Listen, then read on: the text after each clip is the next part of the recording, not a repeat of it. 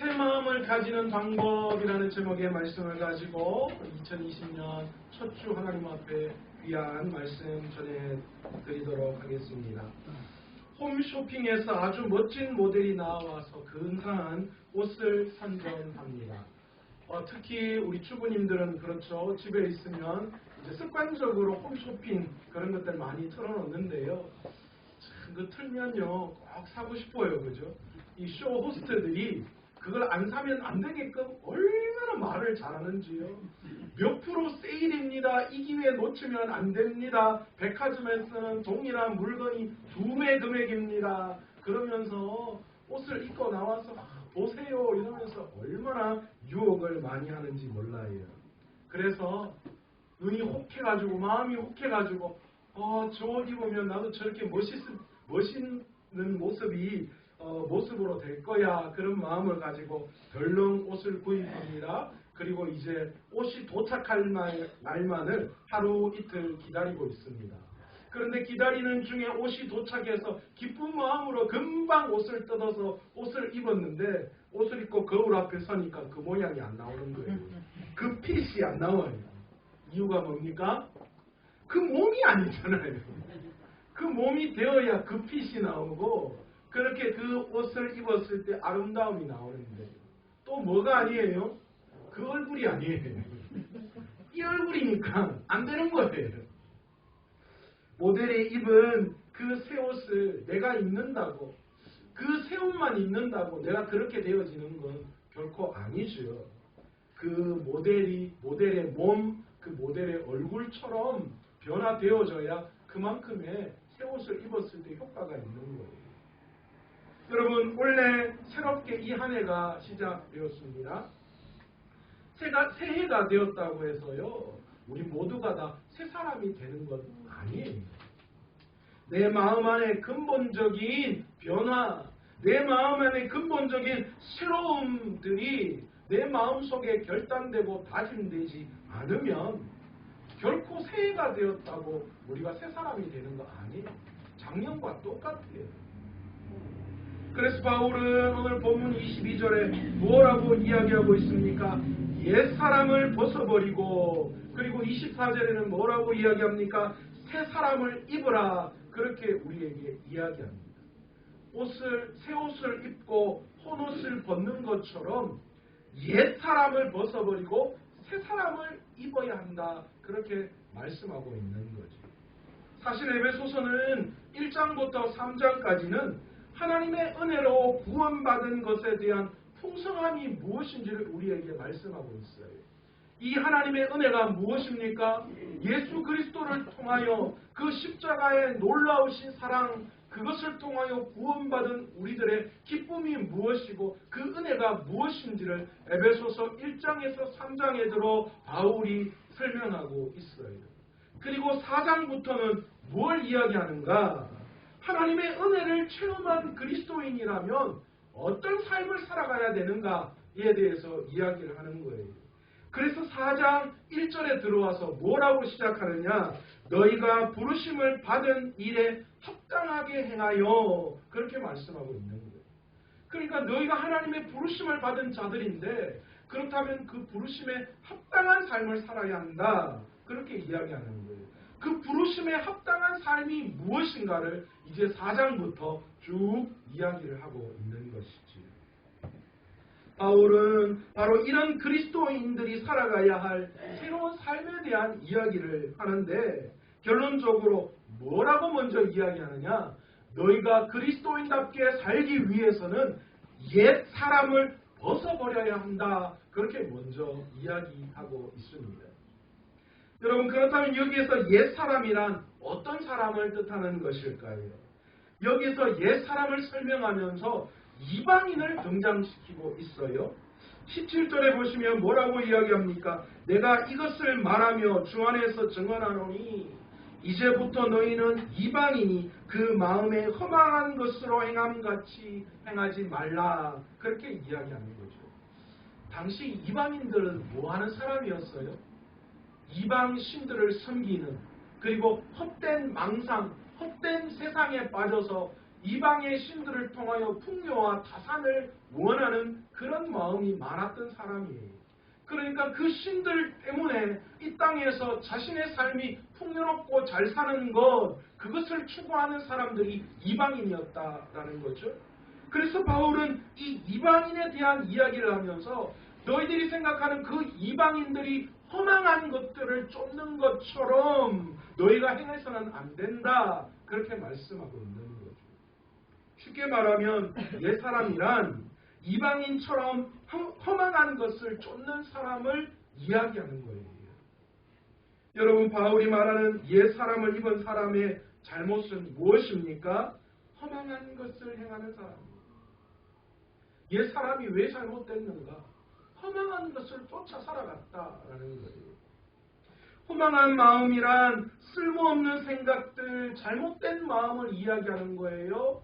다시 말해서 하나님을 떠난 생각, 그리고 목적 없이 공허한 욕심에만 빠져 있는 생각, 바로 그것이 허망한 생각이다. 그것이 바로 이방인들이 생각하는 그런 삶이다. 그렇게 말씀하는 거예요. 이런 허망한 마음을 가지면 나타나는 것이 있습니다. 첫 번째가 총명이 어두워진다. 그렇게 성경은 말씀하고 있습니다. 우리가 하나님 앞에서 죄를 지음으로 말미암아 우리는 어떤 상태가 되었어요?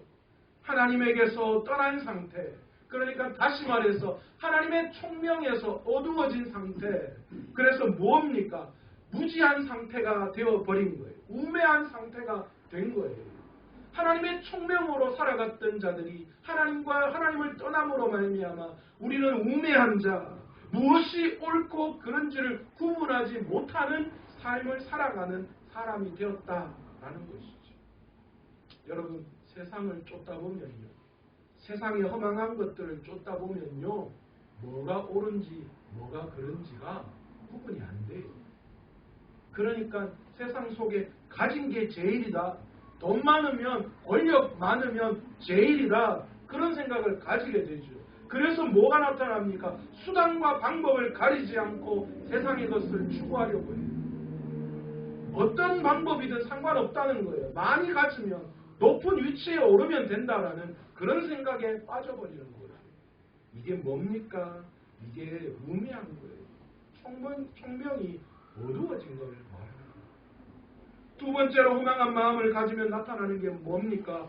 무지함에 이르게 된다. 그렇게 말씀하고 있습니다. 여러분, 여기에서 말하는 무지함은 무엇을 말하는가? 하나님을 인정하지 않으려고 하는 완악한 마음의 자세, 마음의 어두움, 그것을 이야기합니다. 즉, 하나님을 알지 못함으로 무식한 상태에 이런 거예요. 성경은 지혜의 근본이 뭐라고 이야기합니까? 하나님을 아는 것이다. 그렇게 말씀하죠. 하나님을 아는 것에 대한 무지함은 무엇입니까? 결국 하나님을 모르게 되는 것이고, 그렇게 되면 무슨 상태가 됩니까? 지혜가 없는 상태가 되는 거예요. 그것을 성경은 무지함으로 이야기하는 거예요. 세상에 많이 알면 뭐합니까? 세상의 지식을 다 가지면 뭐합니까? 하나님을 알지 못하면 미래가 없어요. 이 땅의 삶으로 끝나는 거예요. 얼마나 무지한 삶을 살아가는지 몰라요. 내일을 알 수 없는 삶을 살아가는 사람들이, 여러분, 이 땅의 것을 추구한다는 것이 얼마나 어리석은 건지 몰라요. 수없이 많은 것을 얻는다고 하더라도 내일의 삶이 나에게 주어지지 않는다면, 여러분, 그게 무슨 의미가 있을까요? 허망한 마음을 가지면 나타나는 세 번째가 마음이 굳어진다. 그렇게 말씀하고 있습니다. 여러분, 굳어진다는 말은 다른 말로 무슨 말이에요? 딱딱하게 되어진다라는 말이잖아요. 여러분, 우리 마음 안에는 하나님이 우리에게 허락하신 도덕적인 양심이 다 있어요. 그죠? 뭔가를 했을 때 잘못됐다, 이렇게 하면 안 된다라는 그런 마음이 우리 안에 다 있어요. 그런데요, 우리가 허망한 것들을 쫓아 계속 가다 보면 그런 마음들이 어떻게 되는 거예요? 점점 딱딱하게 굳어가는 거예요. 그래서 죄를 지어도 양심의 가책이 느껴지지 않아요. 불의한 방법으로 수익을 얻어도 그것이 잘못되었다는 양심의 가책이 느껴지지 않는 거예요. 뭐 그냥 다 사람들이 그렇게 하는데 뭐 내 혼자만 죄 짓나? 사람들이 다 죄 짓는데 하나님이 꼭 나한테만 그렇게 하시겠나? 점점 뭐 하는 거예요? 양심에 화인 맞은 사람처럼 그 화인 맞은 가죽이 딱딱하게 굳는 것처럼 우리의 마음이 굳어지는 거예요. 어떤 죄악이 오더라도 양심의 가책을 받지 않습니다. 죄를 지어도 그게 문제가 되지 않는 거예요. 허망한 것을 쫓아 살아가다 보면 점점 그런 마음이 생겨나는 거예요. 결국 그렇게 허망한 것을 쫓는 사람의 결과가 무엇이냐? 18절에 보시면 하나님의 생명에서 떠나 있도다 그렇게 말씀합니다. 허망한 것을 쫓는 사람의 결과는 하나님의 생명에서 떠날 수밖에 없습니다. 하나님의 생명에서 떠난다는 말이 뭡니까? 하나님과의 단절이고 죽음이고 절망 그 자체라는 것이죠. 이렇게 하나님의 생명에서 떠나게 되면 우리에게 나타나는 것이 있어요. 하나님을 떠나버린 자는 19절에 보시면 감각 없는 자가 된다 그렇게 말씀하고 있어요. 쉽게 말하면 죄 앞에서 하나님 앞에서 무뎌지는 거예요. 누구든지 우리 마음속에 하나님이 주신 성령이 있는데 그러나 습관적이고 반복적인 죄를 지어서 그런 마음들이 점점 뭐 하는 거예요? 딱딱하게 굳어져 버리고 느낌이 오지 않는 거예요. 죄를 오히려 기뻐하는, 죄를 오히려 더 좋아하는 그런 삶을 살아가는 거예요. 부정한 방법으로 취한 이익에 대해서 그것이 아주 정당한 것처럼 여겨지는 거예요. 하나님 앞에서 수치심이 사라지고 죄로 인한 고통이 느껴지지 않는 거예요. 이게 하나님을 떠난 사람이 나타나는 마음이 나타나는 결과예요. 여러분 혹시나 내가 죄 가운데 있는데 내가 오늘도 예배 가운데 하나님 앞에 나왔는데 하나님 앞에 선 나의 모습 속에서 하나님 앞에 내가 내 안에 있는 죄 때문에 하나님 앞에 수치심을 느끼지 못한다면 하나님 내 죄악 때문에 내가 이런 죄악 가운데 하나님 앞에 나왔습니다라는 그런 믿음의 고백이 터져나오지 않는다면 여러분 우리는 허망한 것을 쫓던 사람이었어요. 하나님의 생명에서 떠나 있는 것과 마찬가지로 이 전에 나왔을 때 하나님 앞에 나왔을 때 한 주간의 나의 죄된 모습들이 하나님 앞에 드러나야 해요. 하나님 앞에 죄된 모습 때문에 내 가운데 고통이 느껴져야 합니다. 죄로 인해서 기뻐하는 게 아니라요. 아싸! 내가 이렇게 해서 돈 벌었다. 불의한 방법으로 취한 이득으로 말미암아 기뻐하는 마음이 들어서는 안 되는 거죠. 그렇다면 내가 감각 없는 자가 되어지는 거예요. 또 뭐라고 이야기합니까? 하나님의 생명에서 떠난 사람들이 이게 나타나는 현상은 자신을 방탕에 방임하게 만든다. 그렇게 이야기합니다. 세상 속에서 무절제한 사람으로 만들어버린다라는 거예요. 돈에 대해서, 감정에 대해서, 사람들과의 관계에 대해서, 권리에 대해서 수치심이 사라지고 모든 것이 추한 형태로 드러나게 됩니다. 여러분 우리 많이 보죠. 세상 안에서 가지고 있는 사람들 안에서 나타나는 그런 현상들. 뭐 얼마 전에 검찰에서 뭐 성로비 사건 이런 거 터지잖아요. 또 의사들이 불의한 방법으로 잘못된 어떤 길들에 접어드는 그런 모습들을 우리는 수많이 보잖아요. 여러분 이게 무엇 때문입니까? 하나님을 떠나기 때문에 나타나는 현상이라는 거예요. 점점 세상이 가면 갈수록 돈과 감정과 권리에 대해서 모든 사람들이 무절제한 삶을 살아가게 되는 거예요. 추한 형태로 바뀌어지는 거예요. 여기서 여러분 방임이라는 이 헬라어의 원형의 뜻이 뭐냐면 넘겨주다라는 뜻이 있어요. 자신을 방탕함에 방임한다, 넘겨준다 그런 뜻이에요. 가룟 유다가 예수님을 대제사장에게 넘겨준 것처럼 우리 스스로를 죄악 가운데 세상 가운데 아무런 힘도 없고 저항도 없이 그냥 슬그머니 넘겨줘 버리는 거예요. 여러분 우리 스스로 이런 모습들이 얼마나 많아요. 주일날 그리스도인으로서 하지 않아야 할 것들, 여러분들 우리 안에 얼마나 많이 있는지 몰라요. 어느 순간인가 이게 슬그머니 그냥 넘어가 버렸어요. 그래서 더 이상은 돌이킬 수 없는 그런 상태가 되었어요. 자신을 방탕에 넘겨주는 거예요. 세상이 흘러가듯 나 자신을 세상 속에 그냥 적당히 넘겨버리는 거예요. 세 번째로 하나님의 생명에서 떠난 사람에게 나타나는 현상은 모든 더러운 것을 욕심으로 행하게 된다. 그렇게 말씀하고 있어요. 여러분, 사람에게는 두 가지 큰 욕심이 있습니다. 첫 번째는 더 많은 것을 탐내는 욕구입니다. 두 번째는 다른 사람의 것을 탐내는 탐심입니다. 그렇잖아요. 똑같이 나눠줬는데 남의 떡이 더 커 보인다고 그러잖아요. 그래서 아이고 저게 더 큰 것 같은데 바꾸면 좋겠다. 그러니까 바꿔놓으면 또 어때요? 괜히 바꿨다. 저게 더 커 보이는데 내가 왜 바꿔가지고. 이게 사람의 실질적인 마음이에요. 옷가게 가도 그렇잖아요. 똑같은 옷을 샀는데 괜히 저 사람 옷은 새 것 같고 내가 가지고 간 옷은 누가 한번 입었던 것 같은 느낌. 그래서 또 바꾸고 싶은 느낌. 점점 내 안에 가진 것으로 만족하지 않고 더 많은 것을 탐내려고 하는 욕구.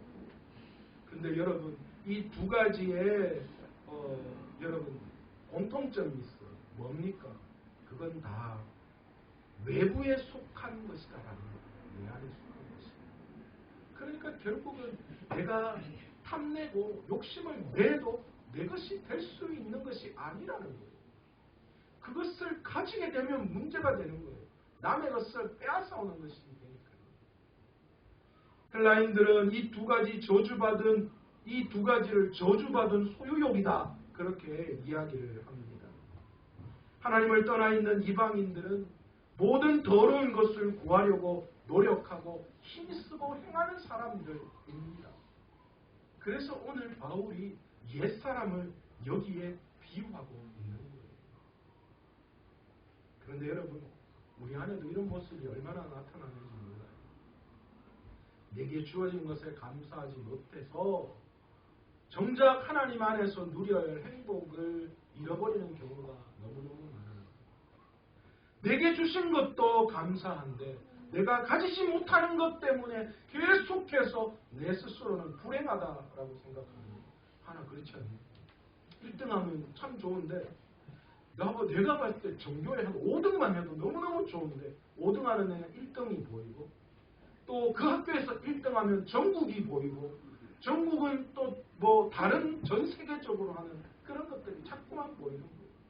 여러분, 우리 어른들은 안 그렇습니까? 돈에 대한 유혹이 그래요.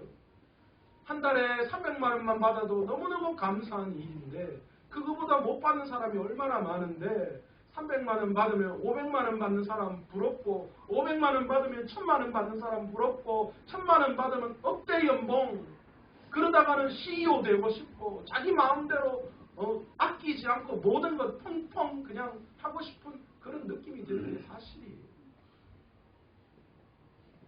여러분, 세상 속에 허망한 마음을 가지고 인생을 질주하는 것은 얼마나 위험한 일인지 몰라요. 그리스도인이 하나님을 떠나서 세상 가운데 삶으로 그냥 질주해버리는 것이 얼마나 위험한 건지 모른다는 거예요. 설교를 듣거나 때로는 찬송을 부를 때 때로는 기도를 통해서 하나님이 우리에게 인생의 정지 신호를 줄 때가 있어요. 이런 깨달음을 주실 때 이런 옛사람을 가지고 허망한 마음을 쫓는 것이 아니라 옛사람을 버려버려야 합니다. 허망한 마음을 버려야 합니다. 바로 이것이 하나님이 주시는 지혜이고 믿음입니다. 저는 저와 여러분이 이렇게 새해에 바로 이런 새로운 마음을 옛사람을 허망한 마음을 떨쳐버릴 수 있는 저와 여러분 되시기를 간절히 축원합니다. 제발 마음의 문을 여시고 하나님의 말씀에 귀를 기울이십시오. 영적인 어두움, 무지함, 단단해진 우리의 신앙의 모습을 깨어버리십시오. 그래야 이 새해가 새롭게 되어질 수 있는 거예요. 새해가 되었어요. 바뀐 거 있어요? 반찬이 달라졌습니까? 옷이 싹 다 새로워졌어요? 남편이 바뀌고 부인이 바뀝니까? 자식들이 바뀝니까? 아니요. 하나도 바뀌지 않았어요. 월급도 바뀌었습니까? 뭐 조금 모를 수도 있겠지만 거의 거기서 거기에요. 뭐 사는 집도 바뀌지 않았어요. 다 똑같아요. 새해가 되어서 우리에게 바뀐 게 하나도 없어요. 그러나 여러분, 이 새해에 우리가 새로운 마음을 가질 때, 옛 사람을 벗어버리고 허망한 마음을 벗어버리고 예수 그리스도가 주시는 그 지혜와 의로움을 얻을 때에 우리의 마음이 새롭게 되어지고 그 새로움을 통하여서 하나님이 우리의 삶에 역사해 주시는 줄로 믿습니다. 아멘. 기적을 일으켜 주실 줄로 믿습니다. 아멘. 바울은 20절을 통하여 우리에게 뭐라고 이야기하느냐? 옛 사람에게 속해 있는 너희는 그런 사람들이 아니라는 거예요. 너희들은 그리스도를 그렇게 배우지 않았다는 거예요. 너희가 허망한 것을 쫓으면서 하나님을 떠난 그런 삶을 살아가도록 너희들에게 가르쳐 준 적이 없는 거예요. 21절에 보면 너희가 예수 안에서 예수님의 말씀을 듣고 예수님에게 가르침을 받았다. 그런데 예수님에게 듣고 예수님의 가르침을 받은 그 말씀 속에 너희가 결코 옛사람을 따라서 허망한 것을 추구하며 살아가라고 말씀하시지 않았다는 거예요. 그러면서 바울은 뭐라고 이야기합니까? 너희가 새 사람을 입는 방법에 대해서 이야기합니다. 옛 사람을 벗어버리고 너희가 새 사람을 입어야 하는데 그 새 사람을 입는 방법은 첫 번째가 썩어져가는 구습을 따르는 옛 사람을 벗어버리는 것에 있습니다. 썩어져가는 구습을 쫓는 옛 모습. 여러분, 버릴 것을 과감하게 버릴 때 인생이 새롭게 되어지는 줄 믿습니다. 여러분, 집이 깨끗해졌어요 라고 하는 책이 있어요. 희한한 책도 다 있죠. 일본 작가가 썼는데요. 그래 한마디로 말해서 집을 정리하고 수납하는 법에 대해서 소개한 그런 책이에요. 그런데 이 책에서 저자가 가장 최고로 잘하는 정리 방법을 이야기하는데 그게 뭔 줄 아세요? 네? 하시더니 그죠? 버리는 거예요. 버리는 게 최고의 정리라고 그렇게 이야기를 합니다. 여러분, 그 작가가요, 그 책에서 그렇게 이야기합니다. 정말 정리의 기본은 버릴 물건과 남겨둬야 될 물건이 무엇인지를 잘 확인하고 나누는 것, 거기에 있다. 갑자기 우리 어머니들이 왜 이렇게 집중하는지 모르겠어요. 새해 아직 집 정리 한 번도 안 하시나 보네. 여러분, 그렇대. 뭘 버려야 하고 뭘 남겨놔야 하는지 그것이 정리의 기본이라는 거예요. 여러분, 새해를 준비하면서 여러분, 우리 마음속에 있는 버려야 할 신앙이 무엇인지를 오늘 저와 여러분이 체크해 봐야 해요. 그리고 더욱더 남겨놓고 더욱더 세워가야 할 믿음, 신앙이 무엇인지를 우리가 분명히 확인해야 해요. 그래서 이 새해를 맞이하면서 우리가 버려야 할 구습에 얽매여 있는 썩어져가는 그 모든 신앙의 모습을 버려야 하는 줄로 믿습니다. 그게 뭡니까? 과거의 신앙에서 벗어나는 거예요. 내가 만들어 놓은 내 신앙의 관념, 그 틀 속에서 벗어나야 해요. 그것 때문에 하나님이 오실래도 오실 수가 없어요. 얼마나 견고하게 껍데기를 쌓아놨는지요. 그 모든 내 신앙의 관념, 내 신앙의 기준들을 다 벗을 수 있어야 돼요. 그리고 내 신앙 안에 척체하는 신앙의 모습도 벗어야 해요. 교회만 오면 안 그런 척하고 그냥 뭐 큰 막 신앙이 있는 척하고 집에 가면 똑같고 우리 엄마는요 교회에서만 그래요. 여러분, 과거의 일은 우리가 가지고 있는 신앙의 모습들을 과감하게 버릴 수 있어야 합니다. 좋지 않은 모습은 버려야죠. 유지할 이유가 없잖아요. 그거 뭐라고 가지고 있어요? 10년, 20년 신앙생활하며 모아왔던 거 여러분, 그게 뭐가 그렇게 중요합니까? 하나님의 말씀 앞에서 깨어버릴 수 있어야죠. 버릴 수 있어야죠. 모래 위에 집을 지으면 뭐합니까? 한번 풍파가 불면 다 날아가고 없어요. 내 신앙의 뿌리가 하나님 안에 말씀 안에 심겨져 있어야지 내가 살아온 신앙의 열면이 되어서는 안 돼요. 과거에 속한 세상을 향한 모든 탐심과 욕망을 여러분 벗어야 해요.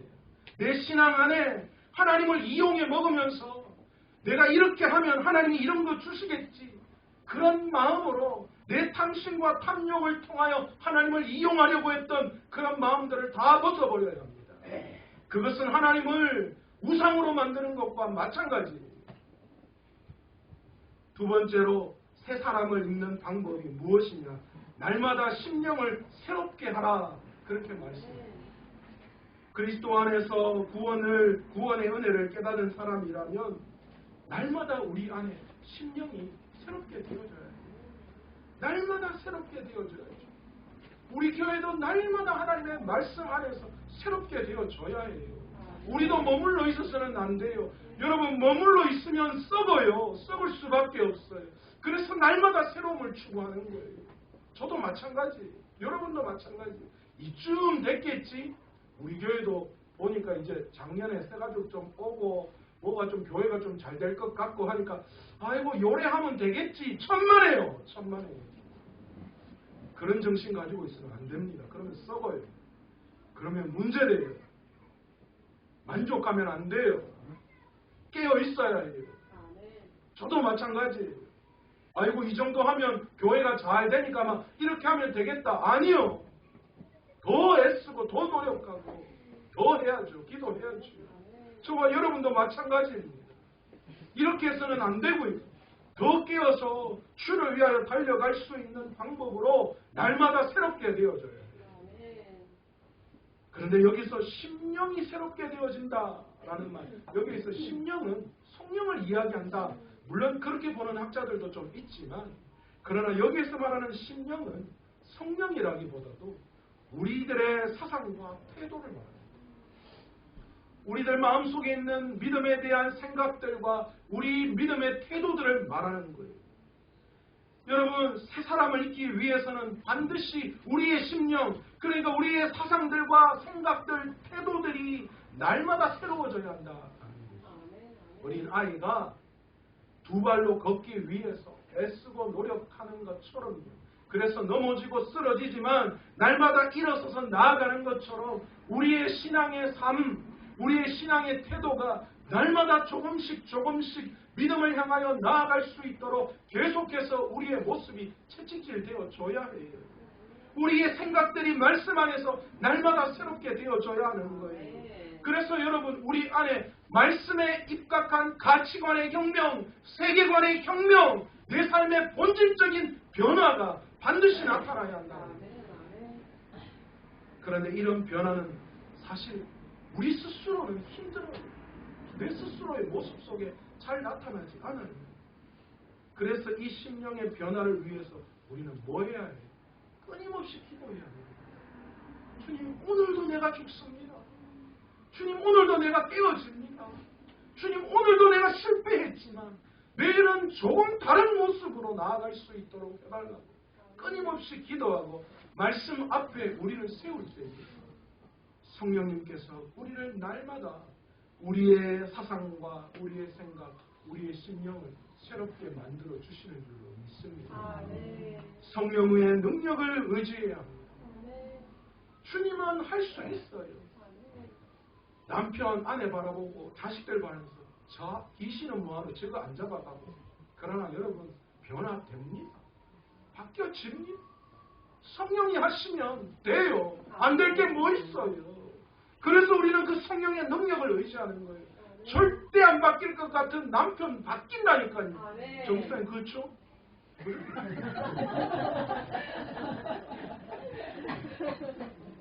제가 잘 알아요. 우리 장장로님도 원래부터 저 모습이 아니셨어요.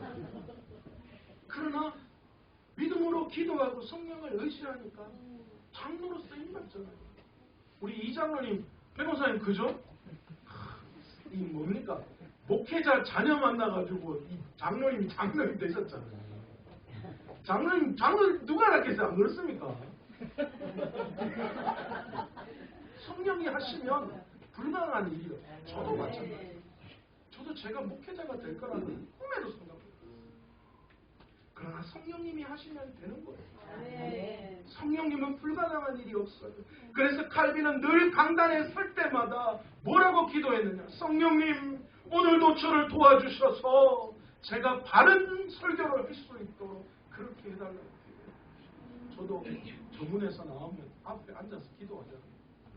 무슨 기도할게요? 할까요?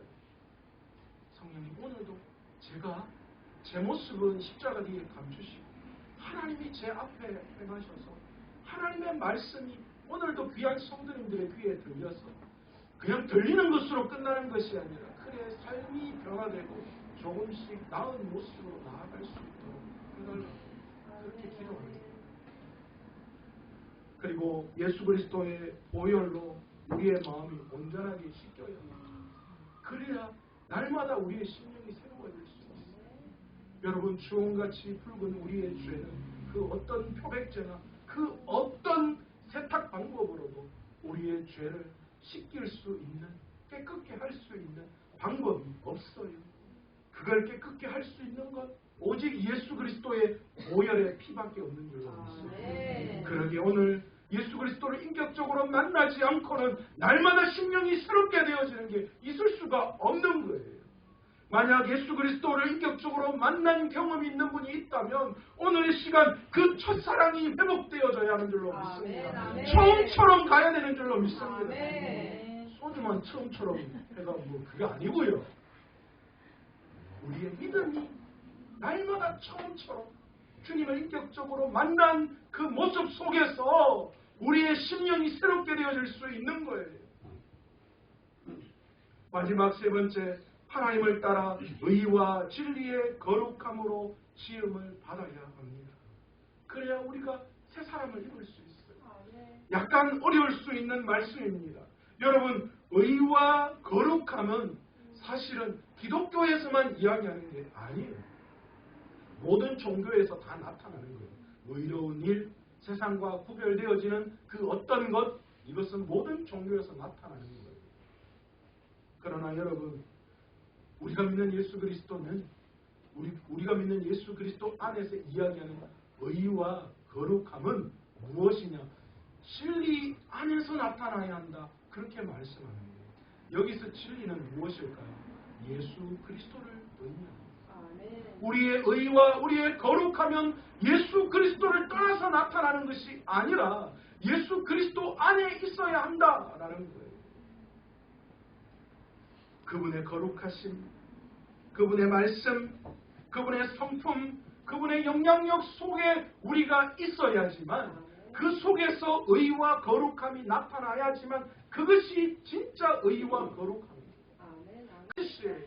사이비예요. 이 우상이에요. 그 어떤 것도 의와 거룩함이 진리 안에서 나타나지 않는다면 그것은 옳은 것이 아닙니다.